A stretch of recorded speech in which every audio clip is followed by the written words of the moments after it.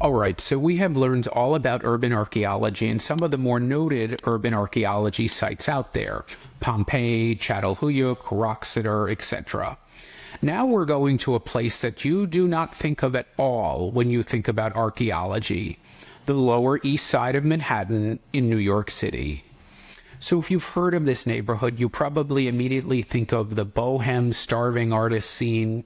This is, of course, where Madonna cut her teeth in the late 1970s and early 1980s. And in fact, that's her right there, standing in her kitchenette in her Lower East Side flat in 1983.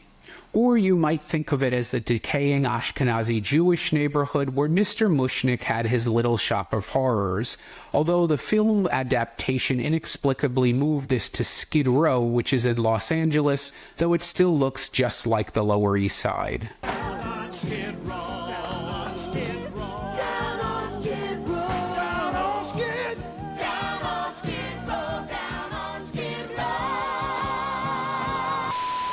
But before that, it was an area of extreme hardship and poverty, where New York's immigrant communities first stepped off that boat full of dreams and into reality. But there are no cats in America, and the streets are paved with cheese.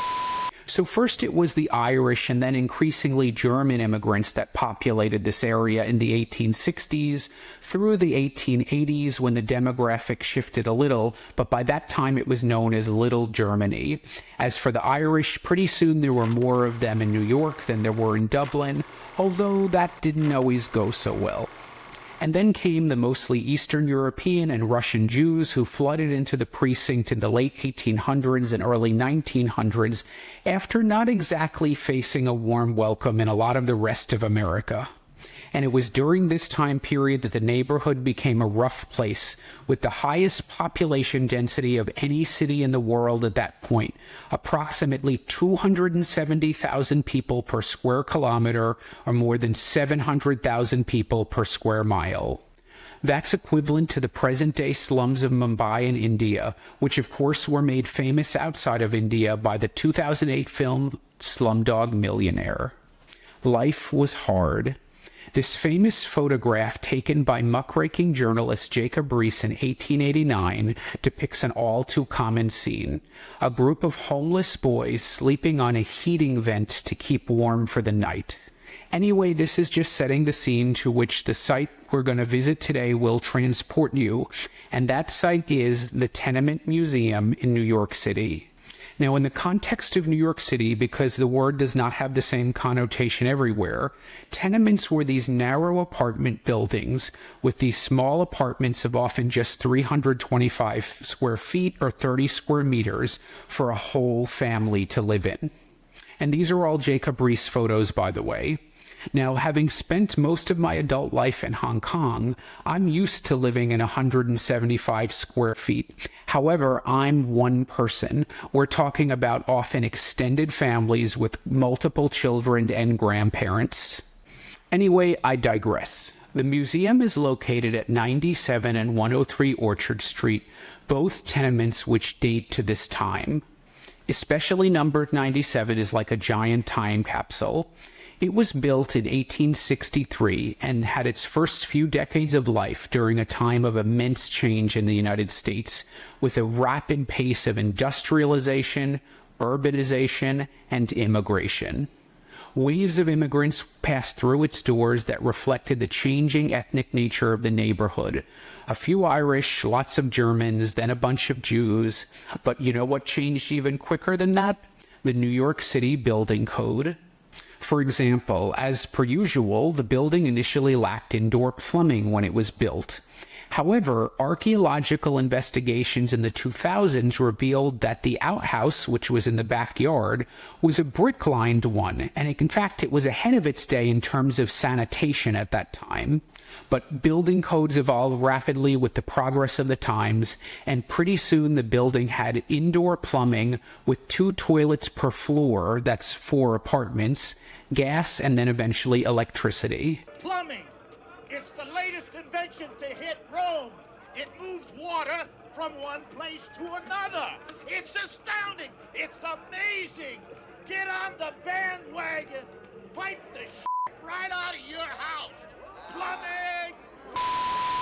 So by 1935, the owner simply felt that it was no longer financially sensible to keep retrofitting the building to keep it up to code.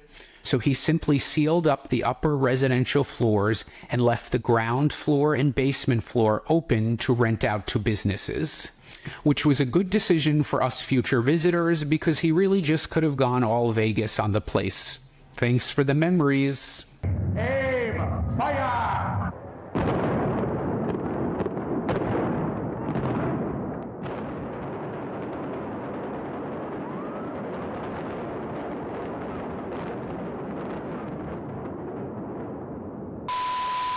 But during those 70-plus years that the building was open, it saw an incredible turnover of people, because in that day, a place like this was not a dead end, but a stepping stone to better things. I made that up myself. They didn't have much, but they had each other. And this is where some of those real rags to riches stories came to life, with a lot of the German and Jewish immigrants moving far up in the world later. Well, we're moving on up to the east side, to a deluxe apartment in the sky. But anyway, those upstairs living quarters remained totally sealed until 1988, more than 50 years, when social activist Anita Jacobson and historian Ruth Abram had the idea for the Tenement Museum and founded the place. Now, I hope you're enjoying this so far and learning a lot, but you're probably wondering at this point, what does this all have to do with archaeology? Well, as you've heard already, there was some excavation done at the site, which is how they discovered that backyard outhouse.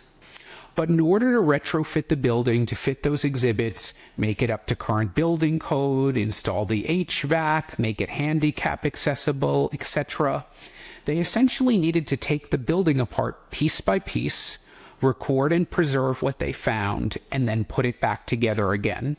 This involved, for example, stripping off layers of old paint and wallpaper and then recreating them so that they could depict the different eras that the museum was showing. It also called for carefully collecting, recording, and conserving the various artifacts they found to be housed in the museum's collections. And who would be best placed to do that? You guessed it. Archaeologists. So just like a lot of construction projects and historic buildings, archaeologists did the initial work before restoration to carefully dismantle what was in place, collect the artifacts, and look for clues as to how the building was renovated, remodeled, retrofitted, and redecorated over time. One open concept. So I'm going to blow out that wall into this living room right here. This gets blown out to open up into this kitchen. And of course, the artifact specialists did the work to conserve and restore the artifacts that they found so they could be used for display. Now, when you go through the various rooms, the furniture that you're seeing is by and large period furniture, but most of it didn't belong to the families who lived there, especially as the museum presents a bunch of different time periods. However, and this is the really cool part that makes the museum such a monument to living history, the people who ran the place when it opened, they contacted and continue to family members of the people who had lived there, or even some of the people who had lived there that were still alive at the time, and they collected stories, photographs, and artifacts to display in situ. Trust me, when you go there, you will appreciate the love and attention to detail. It will really come alive for you.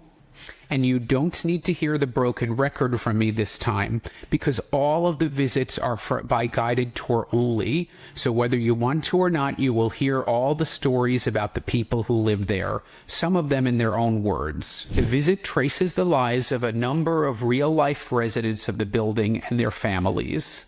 There's the Schneiders from Germany who moved there in 1864 and operated on the premises a German lager beer saloon, which had to have been among one of the first generations of those in New York. There's the Moores from Ireland who moved there in 1869, but didn't stay very long as they felt quite out of place in Little Germany, being one of only 2 Irish families living in the building. The Lustgardens, Jews from Austria who opened their kosher butcher shop on site in 1892. The Levines, a Jewish couple from Poland who also moved in 1892 with one of their children. 13 years later, they moved out, having had an additional 4 children and having opened a small garment factory there, where they even employed 3 additional workers. And these are all real people and real stories. Now, the visit takes 60 to 90 minutes, but as a bonus, you get to visit 103 Orchard Street. That tenement dates from 1888, but what's actually depicted there are the stories of families who lived there from the 1950s through the 1980s. Now, this, of course, features a new category of immigrants, mostly Jewish Holocaust survivors who arrived after World War II, but also a Puerto Rican family that arrived in the late 1960s and stayed through 2011, long after the museum had opened. Not sure how that worked. And this just testifies to the changing story of the building, the neighborhood, and indeed all of New York City, which welcomed about 500,000 Puerto Ricans from 1940 until 1960. I like to be in America, okay by me in America, everything free in America. So do I think this place is worth a visit? Definitely.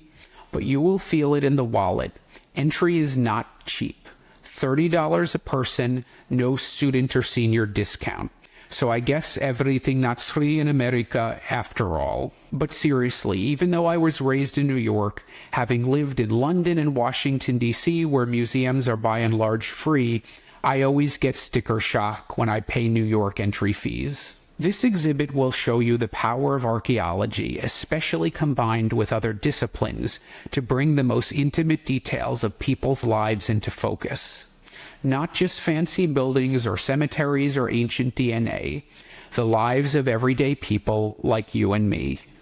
And when you walk through those cramped rooms and empathize with the families who lived there, the kids who worked through their childhood and the old people forced to walk up narrow staircases, remember this. Even today, in some of the world's richest cities, people are living in as bad or even worse conditions than those you will see depicted in the New York Tenement Museum.